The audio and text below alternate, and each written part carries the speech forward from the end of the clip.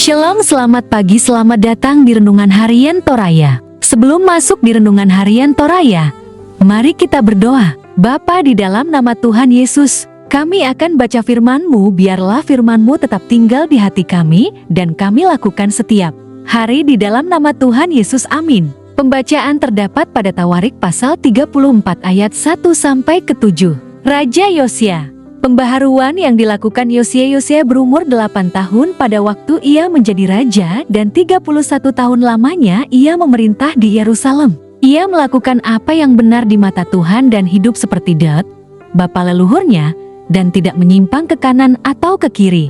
Pada tahun ke-8 dari pemerintahannya, ketika ia masih muda belia, ia mulai mencari Allah Daud, bapa leluhurnya, dan pada tahun ke-12 ia mulai mentahirkan Yehuda dan Yerusalem daripada bukit-bukit pengorbanan, tiang-tiang berhala, patung-patung tuangan, dan menghamburkannya ke atas kuburan orang-orang yang mempersembahkan korban kepada berhala-berhala itu.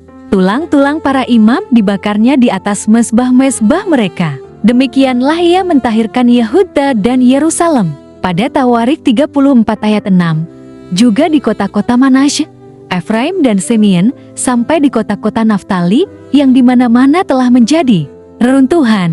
Pada Tawarik pasal 34 ayat 7, ia merobohkan segala mezbah dan tiang berhala, meremukkan segala patung pahatan serta menghancur luluhkannya, dan menghancurkan semua pedupaan di seluruh tanah Israel. Sesudah itu ia kembali ke Yerusalem. Tema hari ini adalah sumber kualitas iman. Apakah yang menentukan kualitas orang beriman? Apakah karena lamanya sebagai pemeluk agama atau caranya hidupnya sebagai orang beragama? Jawabannya tentu jelas, yakni cara hidup beragama yang benar dengan sendirinya memperlihatkan kualitas iman orang percaya. Jika demikian, maka pertanyaan penting dalam hal ini adalah, apa dasar dan bagaimana cara untuk sampai pada kehidupan orang percaya yang berkualitas? Salah satu hal yang menarik dari Yosia adalah ia dinobatkan menjadi raja pada usia 8 tahun. Meskipun dinobatkan sebagai raja di usia yang masih sangat muda, namun keputusan dan tindakannya yang mencari dan mengarahkan hidupnya kepada Tuhan ayat 2-3 menjadikannya sangat berbeda dengan beberapa pendahulunya yang justru berpaling dari Tuhan. Pencarian akan kehendak Tuhan memperlihatkan bahwa Yosia pertama-tama berkerinduan mengubah dirinya, baru kemudian membawa perubahan serta pembaharuan bagi umat Israel.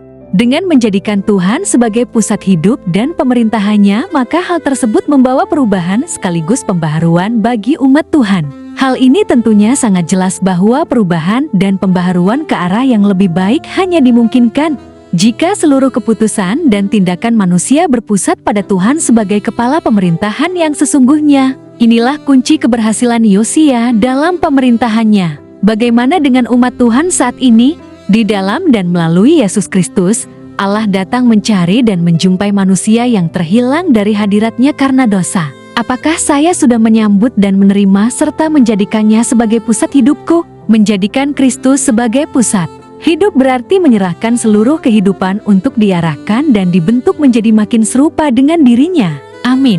Mari kita berdoa. Bapa di dalam nama Tuhan Yesus, kami sudah baca firman-Mu, biarlah firman-Mu tetap tinggal di hati kami, dan kami lakukan setiap hari di dalam nama Tuhan Yesus, amin.